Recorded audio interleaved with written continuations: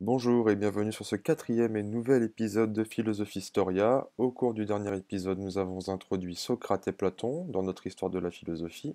Cependant, c'était peu de choses comparé à ce que l'on peut en dire.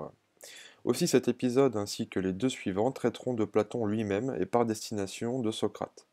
Nous parlerons de sa vie, de ses dialogues et de sa pensée. Nous nous attaquons là à un monument de la pensée occidentale. Je vous demanderai donc d'être très attentifs.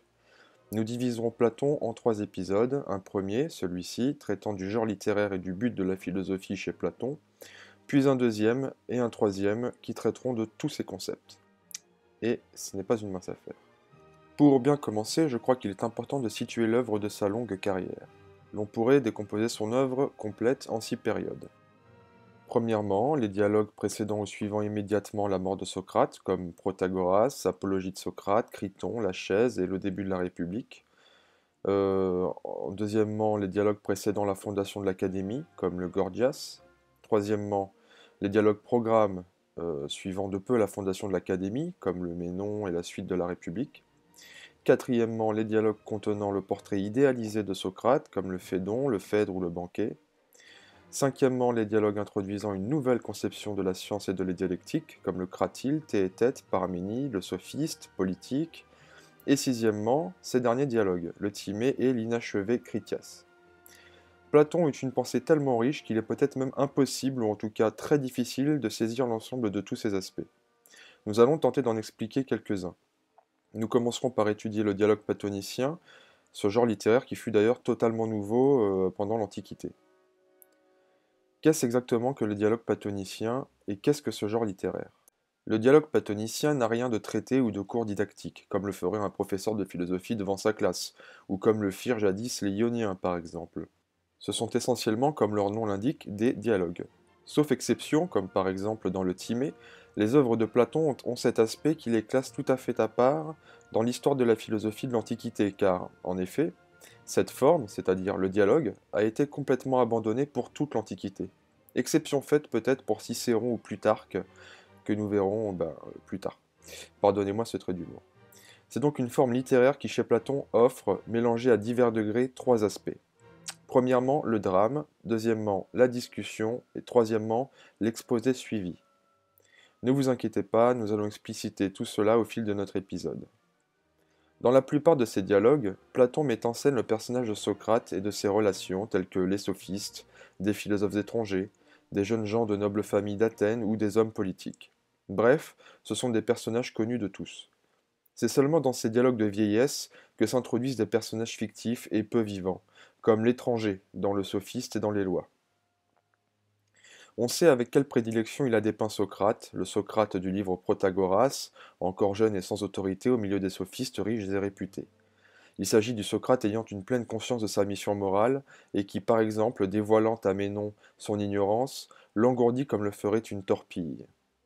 Mais il y a aussi le Socrate accoucheur des esprits, du livre Théétète, et enfin le Socrate défenseur de la vie philosophique, dans le livre Gorgias et le livre Ménon. Enfin, Socrate disparaît peu à peu des dialogues au cours de la carrière de Platon, et la vie dramatique de son œuvre disparaît également. Les dialogues de Platon portent souvent le nom de l'interlocuteur de Socrate, c'est pour ça qu'on dit le Ménon, le Protagoras, le Gorgias, etc. Dans les dialogues, que l'on dit donc socratiques, c'est donc un dialogue où Socrate est confronté à un interlocuteur, il arrive souvent que le dialogue soit interrompu par l'impatience d'un interlocuteur, qui refuse de se soumettre plus longtemps à l'examen de Socrate. Lorsque Socrate a affaire à un personnage de caractère emporté, comme le personnage de Calliclès dans le Gorgias, le dialogue menace à tout instant de s'arrêter, de finir. C'est le Gorgias qui, dans son ensemble, nous fournit d'ailleurs le plus bel exemple d'un moment dramatique. Par exemple, Calliclès, l'un des protagonistes du Gorgias, trouva dans l'école de Gorgias, donc le sophiste, non pas un frein, mais au contraire un instrument pour exercer sa violence. Ce sont ainsi toutes les conséquences de l'attitude intellectuelle que Gorgias enseigne à ses élèves qui rend le livre Gorgias dramatique. En effet, c'est un peu à cause de Gorgias le sophiste que Calliclès s'emporte et donne au dialogue son aspect dramatique.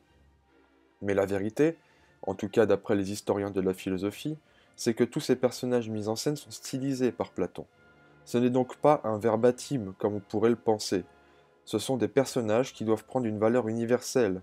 et Platon a pu introduire chez ses personnages les préoccupations de son époque, ainsi que les siennes propres. À une question comme par exemple «Qu'est-ce que la justice?» ou encore «La vertu peut-elle s'enseigner?»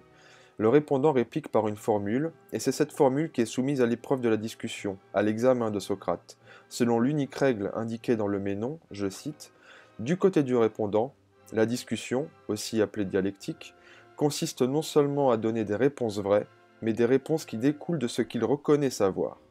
Fin de la citation. La discussion suppose donc toute une série de postulats, c'est-à-dire une proposition donnée comme vraie, dont l'admission est nécessaire pour continuer la discussion. Exemple, si l'on parle du jugement dernier, il faut admettre l'existence de Dieu. C'est donc ça un postulat. Et ces postulats, donc, servent à Socrate pour voir si les répondants sont en accord avec eux-mêmes. On ne parle donc moins du sujet, pour ce qu'il est en lui-même, que de la probité du répondant. La première formule réfutée, le répondant propose une seconde, puis une troisième, et ainsi de suite, sans aboutir à aucun résultat définitif. Aussi, le répondant se remet à la fin toujours en question. C'est pour cela que Socrate annonce toujours que ce qu'il sait, c'est qu'il ne sait rien. De fait, il est toujours en accord avec lui-même. Socrate n'a pour seul but que d'examiner les autres, de les passer à l'épreuve, en leur faisant voir s'ils sont ou non en accord avec eux-mêmes, comme il l'est lui avec lui-même. Les dialogues socratiques sont en effet, pour le moins, autant un examen des personnes qu'un examen de leurs opinions, c'est-à-dire de la doxa. Les objets de discussion, comme par exemple la tempérance, le courage ou la piété, ne sont pas l'objet de sa recherche. Il cherche avant tout à savoir si ceux qui ont ou pensent savoir ces vertus les connaissent. En un mot, s'ils se connaissent bien eux-mêmes. Et le bénéfice de la discussion sera la connaissance de soi. C'est cela la maïotique, c'est l'art de faire accoucher autrui par l'esprit. C'était le rôle de Socrate. Seulement, au fil de l'œuvre de Platon, de ses dialogues, l'influence socratique s'éloigne et les centres d'intérêt de ce premier s'intéressent aux réalités elles-mêmes, et non à l'examen d'autrui. Il attache dès lors beaucoup plus d'importance aux résultats de la discussion. Par exemple, sur un sujet tel que «La vertu peut-elle s'enseigner?», sujet qui se trouve dans le Protagoras, encore sous influence socratique, et qui se trouve également dans le Ménon, éloigné de l'influence socratique, Socrate ne répond pas dans le Protagoras, mais répond dans le Ménon. Dans le Protagoras, il s'agit de mettre Protagoras en désaccord avec lui-même, puisqu'il répond oui à la question, pour finalement répondre non après l'examen. Et dans le Ménon, c'est le contraire. Platon, devenu sans doute à ce moment-là le maître de l'académie, indique les méthodes positives de recherche et d'enseignement de la vertu. Donc on interroge le sujet pour ce qu'il est lui-même cette fois-ci. Ainsi, au cours de l'activité littéraire de Platon, la dialectique, ou la discussion, perd peu à peu en intérêt dramatique et humain et a une tendance à se transformer en une méthode impersonnelle qui s'intéresse aux problèmes pour ce qu'ils sont, et non pour mettre en désaccord un sujet avec lui-même. Rappelez-vous, au début de l'épisode, nous avions indiqué trois aspects des dialogues de Platon: le drame, la discussion et l'exposé suivi. Intéressons-nous désormais à la discussion et à l'exposé suivi. L'exposé suivi, c'est un texte où l'on discute grâce au discours et au mythe. Le discours soutient une thèse, et le mythe raconte cette thèse.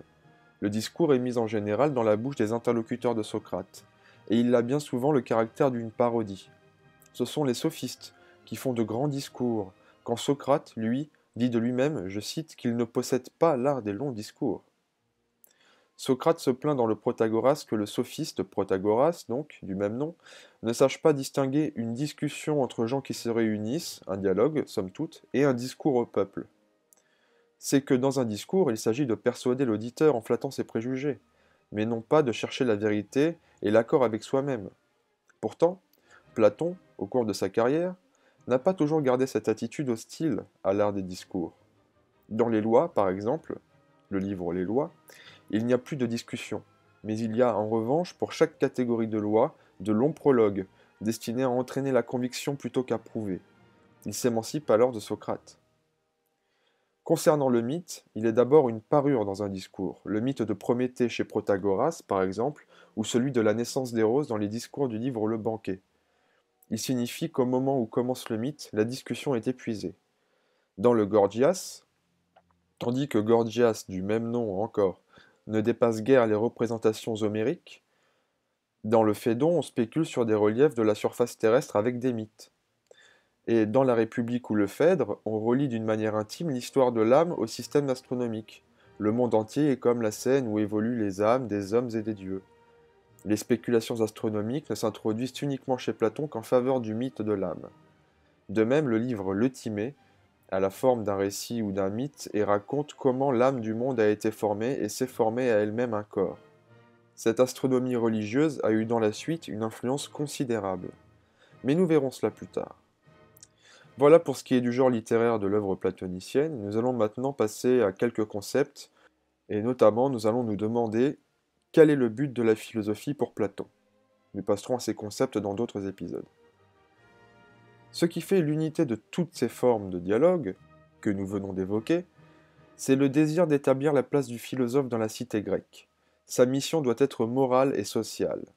Dans la Grèce d'alors, le philosophe ne se définit nullement par rapport aux autres genres de spéculations scientifiques ou religieuses, mais bien par rapport à son apport et ses différences avec l'orateur, le sophiste ou le politique.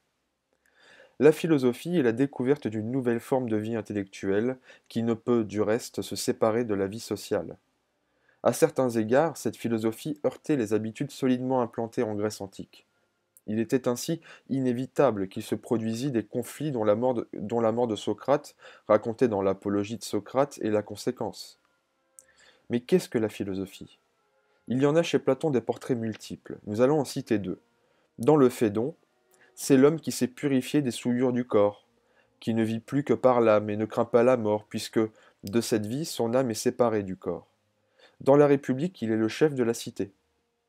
D'une part, le philosophe doit, je cite, fuir d'ici, fin de la citation, il doit se purifier, vivre en contact avec les réalités qu'ignorent le sophiste ou le politique.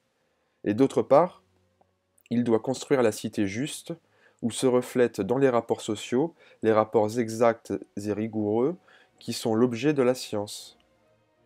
Le philosophe est d'une part le savant retiré du monde et d'autre part le sage et le juste, le vrai politique qui donne les lois à la cité. D'où par ailleurs le concept de philosophe roi que nous verrons dans un prochain épisode.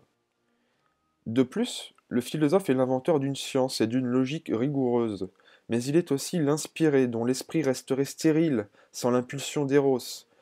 Aussi ce philosophe ne peut engendrer que dans le beau. La discussion raisonnée se double d'une dialectique de l'amour, qui se traduit par des effusions lyriques et des contemplations mystiques. Savant et mystique, philosophe et politique, ce sont des traits ordinairement séparés, et que, au cours de cette histoire, nous ne rencontrerons plus unis que chez quelques grands réformateurs du XIXe siècle.